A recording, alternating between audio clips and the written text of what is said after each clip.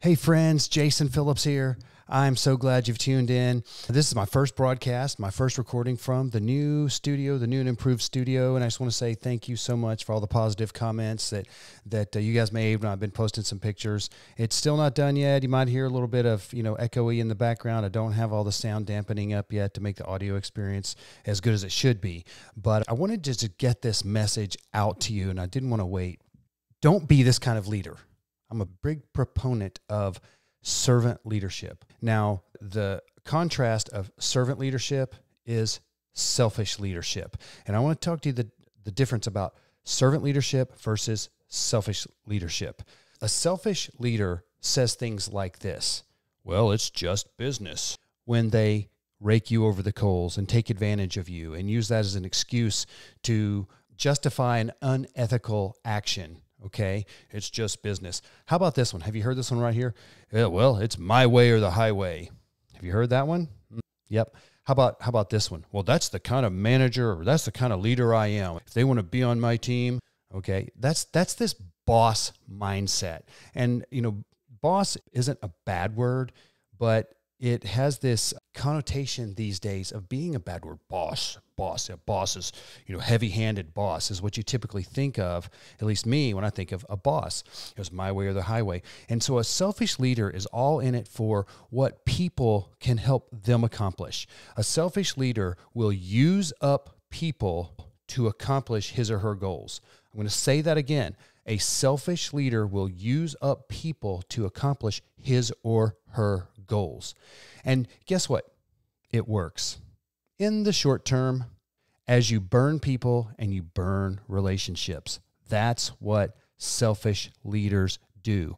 And people may be on the ship for a short period of time, but there's no loyalty because people are not going to be loyal to someone who doesn't care about them. And if you're a selfish leader, you're going to attract selfish followers. Okay, so now let's introduce the idea of servant leadership. The ideal servant leader was Jesus. Right? The ideal servant leader was Jesus.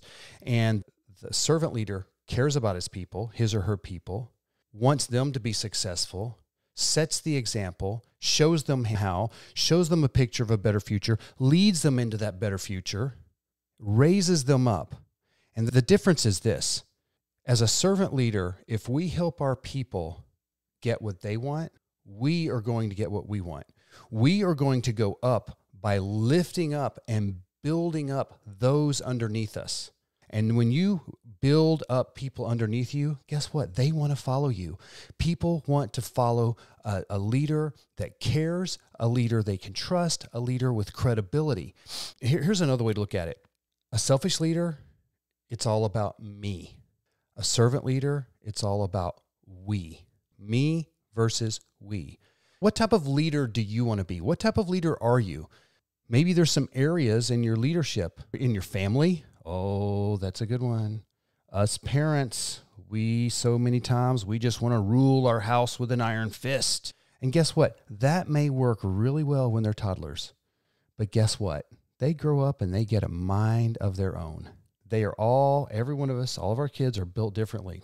And what we want is influence in their lives. And the way we get influence is not ruling with an iron fist. The way we get influence is by caring, guiding, building them up. That's how we're going to get influence. And the same holds true on your team, in your company, in your department, in your ministry. The same thing holds true. Servant leaders build people, and building people builds the organization. That's what it is, friends. So don't be a selfish leader. Be a servant leader. Look forward to hearing back from you guys. Let me know what you think. Drop some comments below. Talk to you again soon.